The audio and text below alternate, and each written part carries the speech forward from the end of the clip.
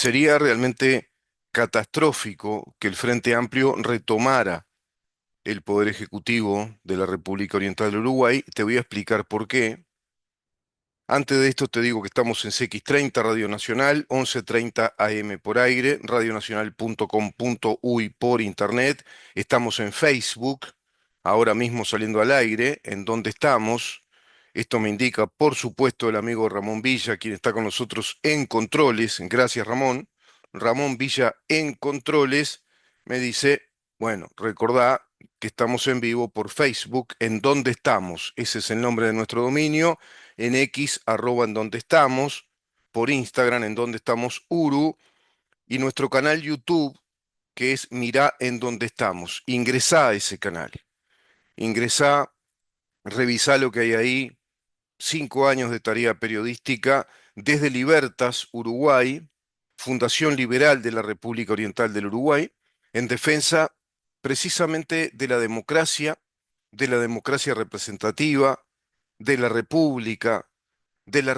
conjugada con la democracia, que es república democrática, representativa, y todo eso sustentado por una ingeniería, por un concepto y en definitiva por una ciencia, el Estado de Derecho. El derecho como ciencia sostiene desde hace ya muchísimo tiempo que es el Estado de Derecho el sustentador de una sociedad abierta, libre y con garantías para todos nosotros en calidad de individuos, en calidad de personas, dado que el epicentro, si vos querés, el epicentro imputacional de derechos y obligaciones, el centro del desarrollo del derecho, somos las personas. Somos ese centro de imputación de derechos y de obligaciones.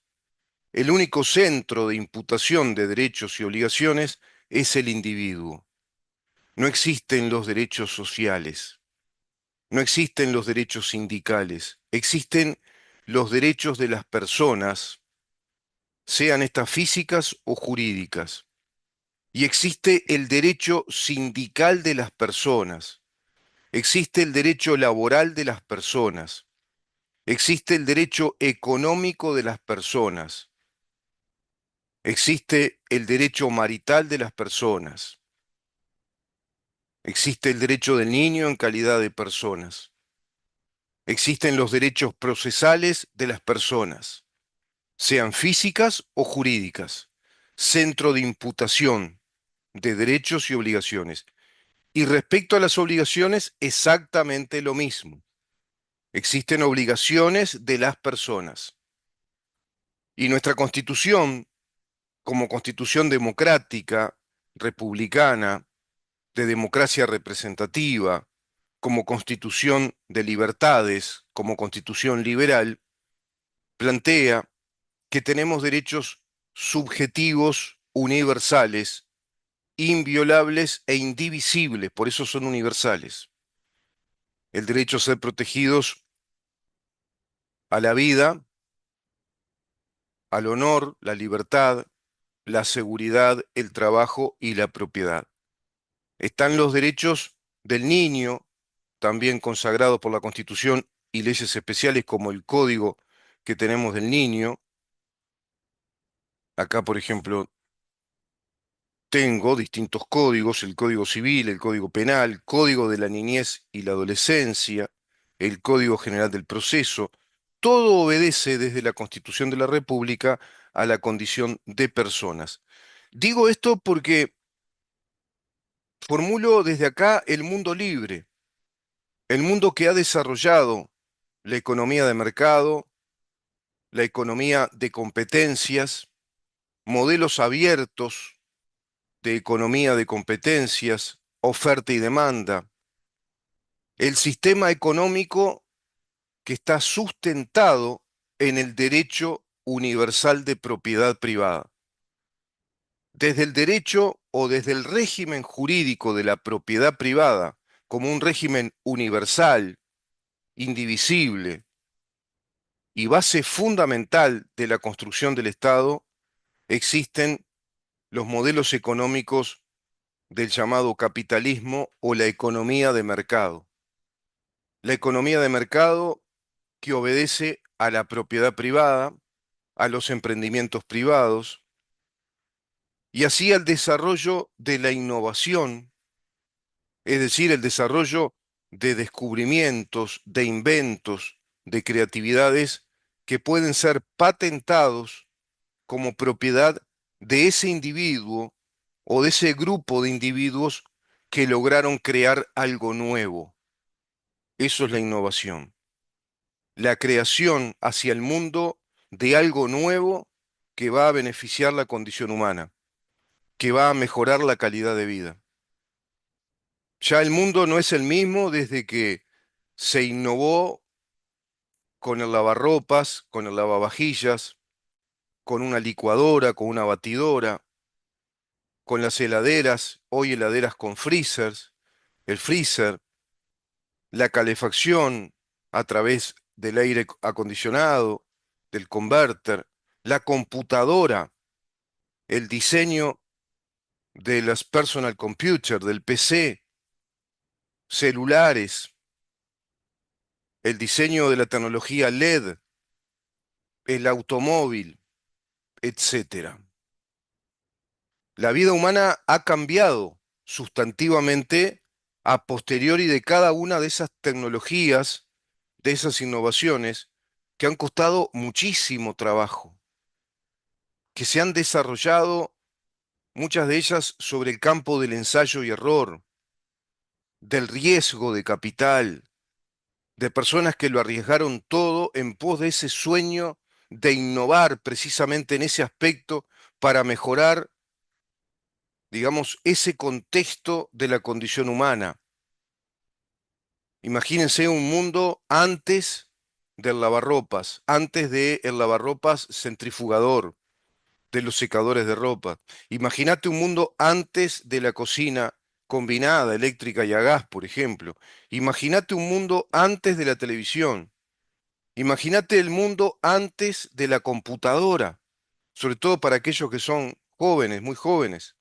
que ya nacieron con las computadoras y los celulares. Imagínate un mundo antes del automóvil. Todo eso obedece al mundo libre. Es desde la economía del capitalismo que se ha desarrollado, porque el ser humano, precisamente cobijado por el régimen de la propiedad privada, como un régimen jurídico incuestionable, universal, se lanzó a la creación personal, se lanzó a un proyecto, a un sueño personal de ser un creador, un emprendedor en determinados aspectos. Y así han nacido los empresarios. De ahí la palabra empresario, emprender, desarrollar un proyecto, sustentarlo, hacerlo sustentable, sostenerlo en el tiempo en cuanto a la calidad de productividad, en cuanto al margen de las ganancias, convirtiéndose en una fuente indispensable de trabajo, fuentes de trabajo. Todo eso hoy organizado desde enormes corrientes económicas que van desarrollando cadenas de producción, cadenas económicas de valor, desde el ámbito productivo, industrial, tecnológico y también cadenas de consumo, que es el resultado final de una sociedad robustecida económicamente desde el crecimiento del Producto Bruto Interno de cada país, desde el crecimiento de la productividad, sea desde la industrialización, la producción de materia prima, la producción de commodities, esos commodities también muchas veces convertidos en valor agregado, el valor agregado de la industrialización o manufactura de esa materia prima, la explotación de recursos naturales. Todo eso hace al mundo desarrollado, los países abiertos sobre el régimen de la propiedad privada. Te digo esto porque lo que acabo de formular es lo que pretendió y pretende aún derribar, violar el Frente Amplio. El Frente Amplio junto al PIT-CNT están embarcados en una revolución llamada socialismo del siglo XXI. Te voy a dar un informe de lo que significa eso, porque esas premisas del socialismo del siglo XXI precisamente atacan todo lo que acabo de decir. El fundamento de esa revolución, la razón de ser, el leitmotiv de esa revolución hacia democracias populares, participativas, de liberación de los pueblos, como se dice en esa doctrina del socialismo del siglo XXI, creada por Heinrich Dietrich Stephan, un doctor en filosofía de origen alemán, integrante de la Escuela de Frankfurt, quien formó doctrinariamente a Hugo Chávez Frías, también a Fidel Castro, ya en su segunda etapa, y al propio Nicolás Maduro, ha formulado un proyecto nefasto para toda América Latina y el Caribe, que es el proyecto del socialismo del siglo XXI, que va a sentar sus bases programáticas, su doctrina socialista marxista-leninista, su doctrina de socialismo comunista, en ese documento del año 2005, ya a posteriori del desarrollo del proceso revolucionario bolivariano en Venezuela a partir del año 1998, con una nueva constitución, también socialista revolucionaria, inspirada en el pensamiento doctrinario de Heinz Dietrich Stephan, quien a su vez había sido inspirado, por supuesto que por Carlos Marx, por Engels y por otros doctrinos rusos que inspiraron a Salvador Allende antes para desarrollar su revolución comunista en Chile, bajo aquel gobierno que fue desastroso, nefasto, sumamente empobrecedor, pretendiendo clonar el sistema cubano. El Frente Amplio, junto al PCNT, plantean exactamente hacer lo mismo que Salvador Allende, que Hugo Chávez Frías, que lo que está sucediendo ahora en Venezuela y lo que formuló ese documento del año 2005 del socialismo del siglo XXI, porque es el documento oficial que sienta las bases o es el asentamiento doctrinario de una internacional que había que crear según Heinz Dietrich. Había que crear un organismo regional, contextual, ya continental, y se creó el Foro de San Pablo. Eso se hizo antes de ese documento, pero que ya venía perfilando bases programáticas desde aquella revolución bolivariana venezolana, que va a consagrar la primera etapa de ese Foro de San Pablo que se creó en el año 1990 a instancias de Fidel Castro con Ignacio Lula da Silva, inspirados por el pensamiento revolucionario que propugnaba reeditar con algunos cambios, con revisiones críticas, como dicen ellos, con apuntes críticos, con ciertas flexibilizaciones, con un manejo del lenguaje un tanto diferente, pretendían reeditar el modelo soviético, el modelo del socialismo estatizador, básicamente, de los medios de producción, limitando hasta ir al extremo de eliminar prácticamente el régimen de la propiedad privada y a su vez eliminar la estructura democrática y republicana de la separación de poderes, la autonomía de los mismos y a su vez el control de los poderes uno para con el otro, para que no exista desborde ni concentración de poder. Todo eso buscaron reeditar con la caída de la Unión Soviética, cuando ya colapsaba, desde el año 86 al colapso final en el 89, y en el año 1992 se define ya Rusia como un país único, cayendo definitivamente todo el proyecto de la Unión Soviética y reapareciendo aquellos países que estaban sometidos bajo la colonización imperial de la Rusia soviética creada en el año 1922. Todo esto, toda esta monstruosidad, todo este régimen del terror, de la limitación de los derechos individuales, de la prohibición de los derechos individuales, de las libertades individuales, de la libertad de innovar, de crear, porque cuando en el mundo libre vos creás sobre la base de la propiedad privada, vos registrás, tenés una patente de invención que te otorga propiedad, derecho de propiedad, cuando sos el inventor, digámoslo en criollo, el innovador. En el mundo libre, sobre la base de la economía capitalista, el innovador, el inventor, el creador, hace un registro de su patente de invención. Y eso te va a dar muchísimas regalías, derechos, ¿m? Derechos de patente de invención, registro de la marca, si querés, le das una marca, le das un nombre, registrás el diseño tecnológico y todo ese diseño tecnológico, es decir, toda la estructura técnica de una invención, un automóvil, una nueva tecnología para celulares, lo que fuere, hasta la invención de un nuevo sistema de marketing, eso más el nombre, más la logografía, la tipografía, el registro de marca, la patente de invención, los planos técnicos o tecnológicos, todo eso es un know-how. Todo eso es propiedad, propiedad privada. Prácticamente un intangible, aparentemente es intangible, pero ese intangible tiene nombres famosísimos a nivel mundial que son un registro de marca y son una propiedad.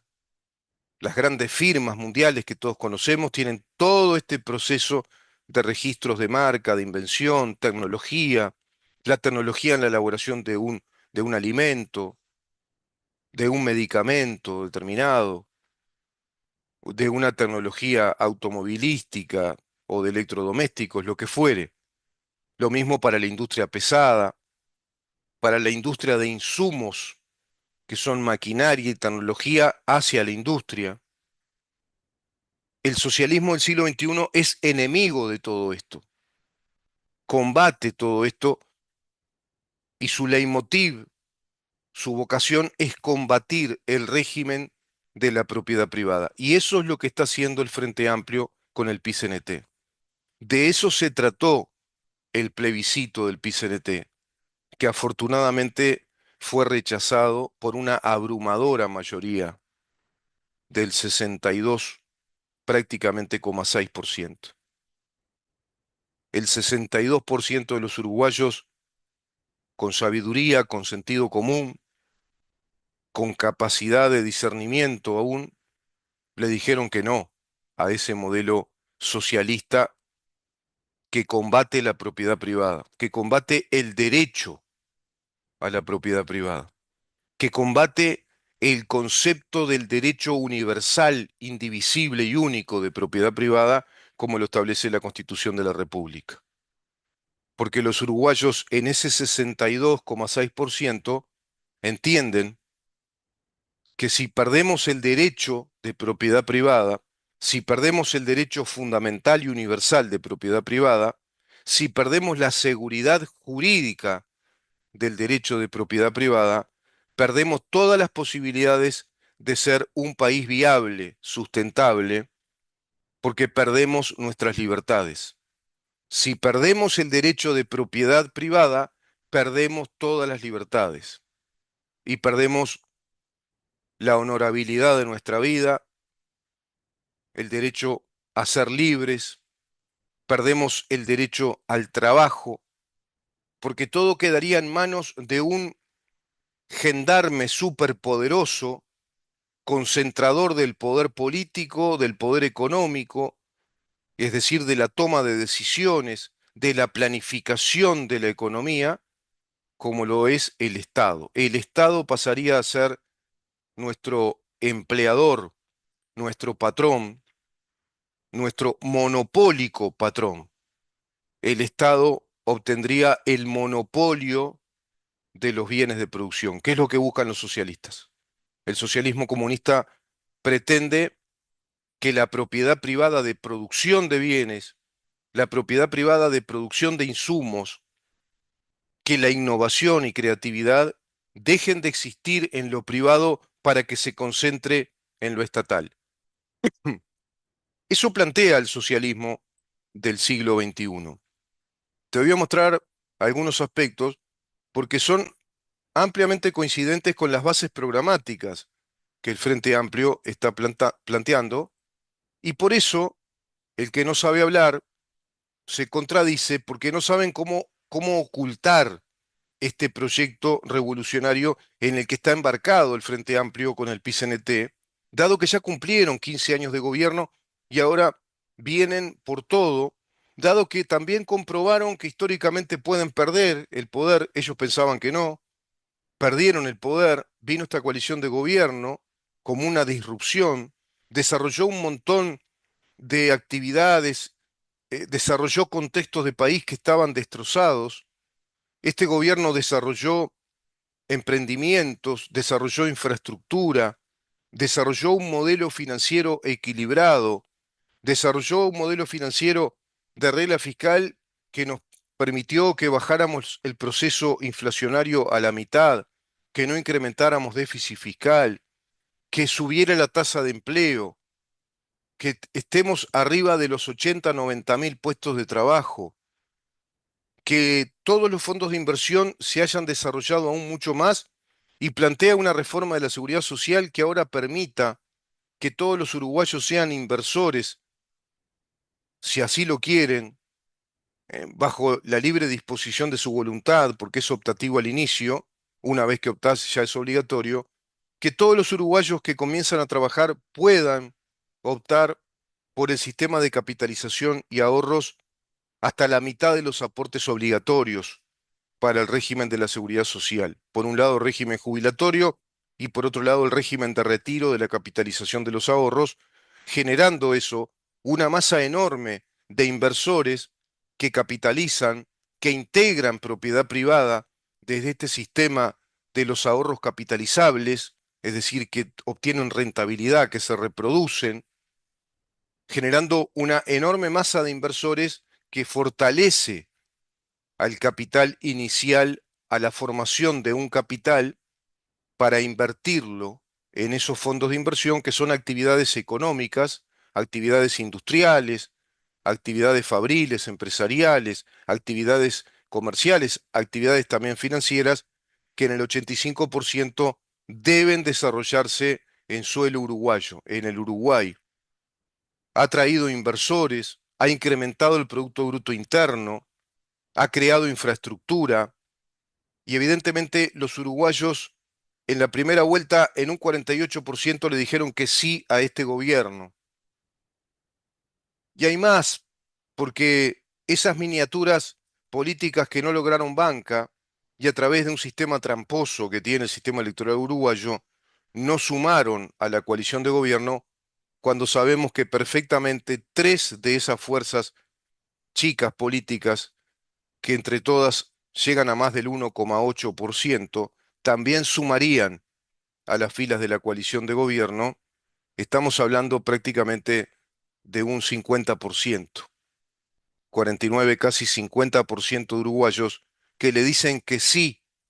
a la coalición de gobierno y le dicen que no al Frente Amplio, así como un 62% y más, un 62,6% prácticamente, le dijo que no al plebiscito comunista del PCNT, que pretendía, por vía constitucional, eliminar el derecho de propiedad, eliminar la propiedad financiera, eliminar la propiedad también industrial, edilicia, tecnológica de las empresas instaladas sobre la base de esos fondos de inversión y el sistema de capitalización de ahorros. ¿Por qué? Porque tirando abajo ese sistema de capitalización y ahorros, prácticamente le dan un golpe de gracia al sistema financiero y eso provocaría el efecto inevitable de una fuga de capitales financieros, se irían los bancos, las empresas financieras, y caería entonces el régimen económico, el modelo económico de la propiedad privada. Y eso habilitaría a que el Estado uruguayo se haga cargo de todas esas actividades, monopolizando la actividad financiera y a su vez también la actividad productiva respecto a los recursos naturales. ¿Qué podrían hacer las grandes empresas que acá se dedican a la producción y a su vez a la exportación de la soja, del trigo, del maíz, del sorgo, la producción cárnica, la producción láctea, la producción maderera? ¿Qué harían esas empresas privadas si cae el sistema financiero? Eso es lo que buscó hacer el PIT-CNT con este proyecto comunista, inclusive pretendiendo que la Constitución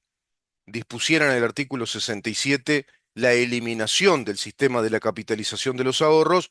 y a su vez la eliminación con efecto retroactivo de todos los derechos de propiedad ya generados bajo el régimen de tres leyes de la seguridad social, violando groseramente la inviolabilidad del derecho de propiedad como un derecho universal y fundamento de nuestra patria, según el artículo 7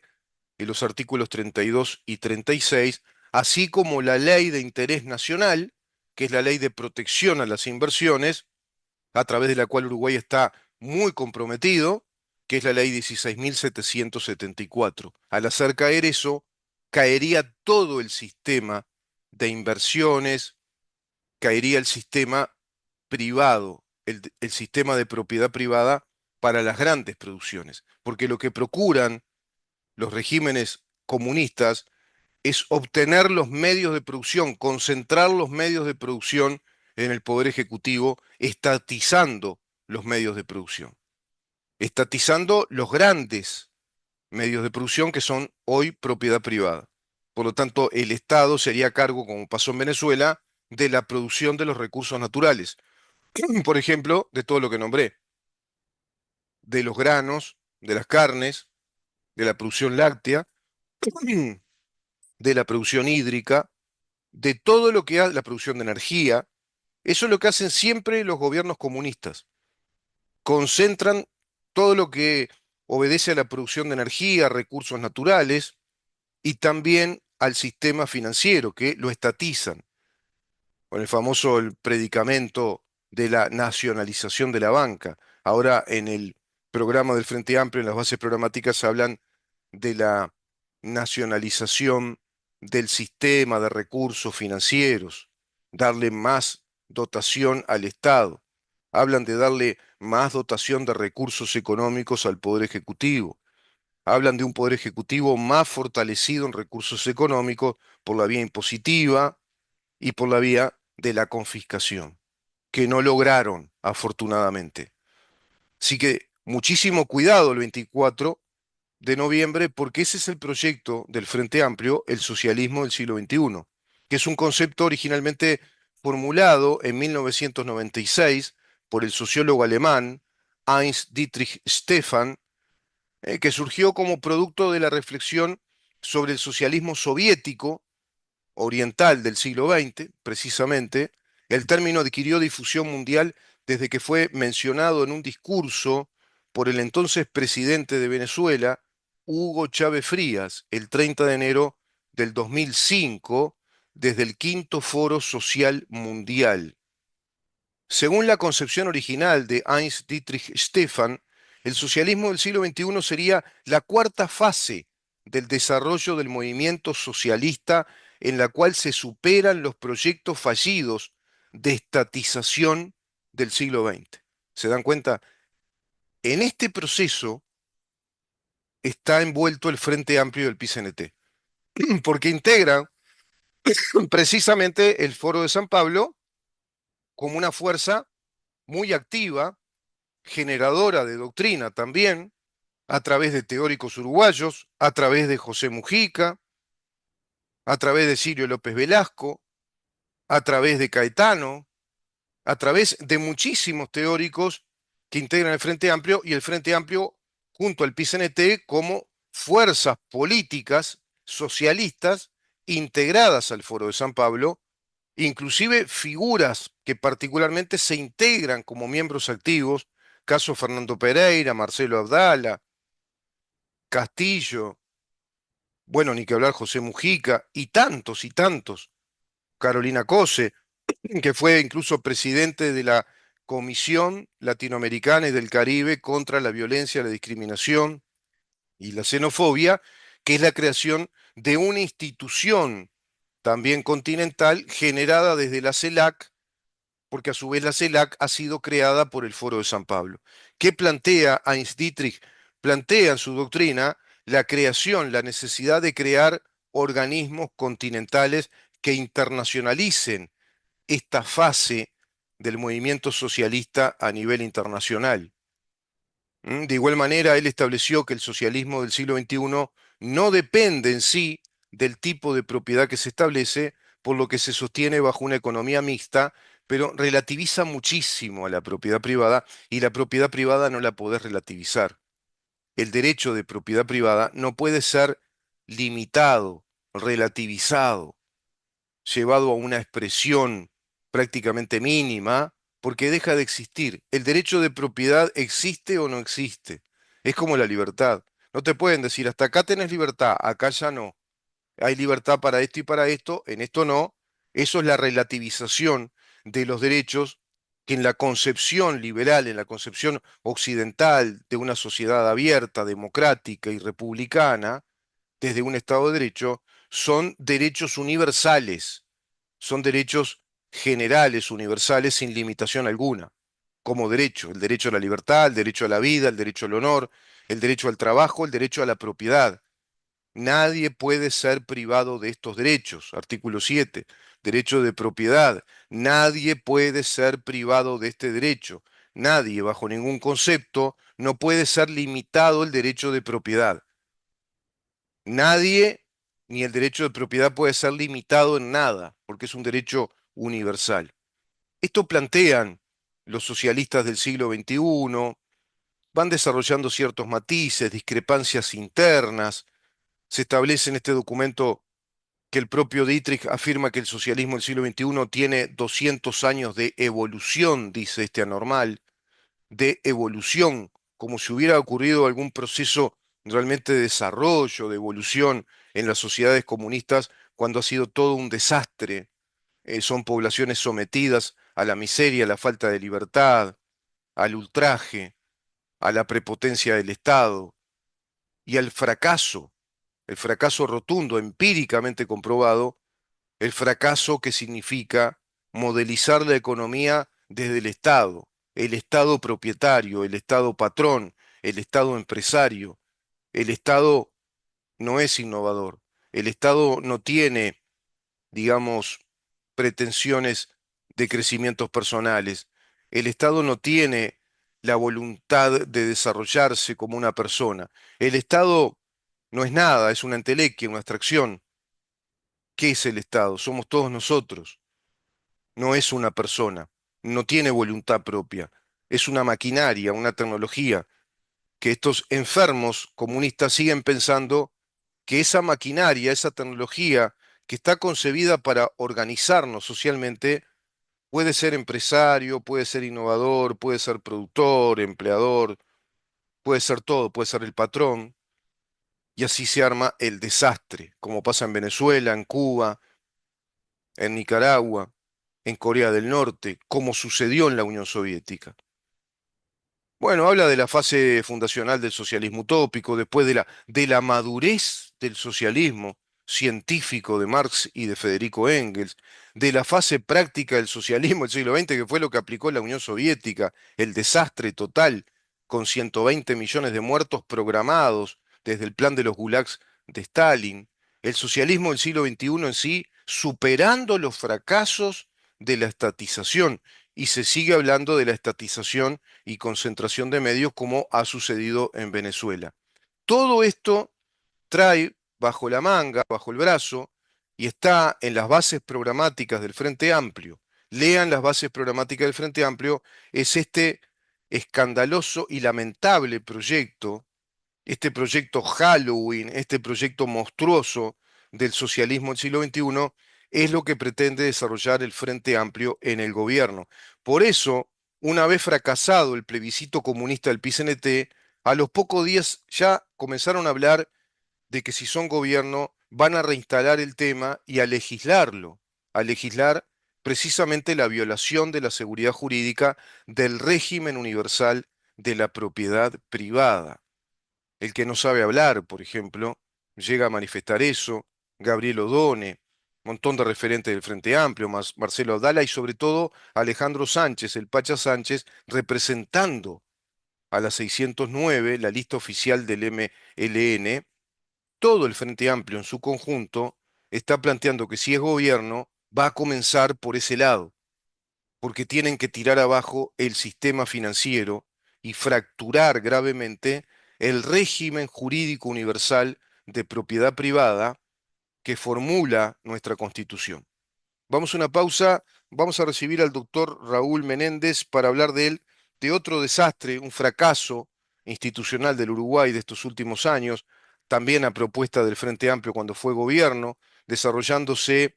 esta ideología de género que asume, absorbe para sí también el Foro de San Pablo, que asume para sí desde su modelo revolucionario, digo asume para sí porque es un modelo globalizado desde la Agenda 2030, pero vamos a ver cómo pervierte al debido proceso y especialmente al principio de igualdad ante la ley y las garantías que nos da el principio de igualdad ante la ley, inclusive en materia procesal.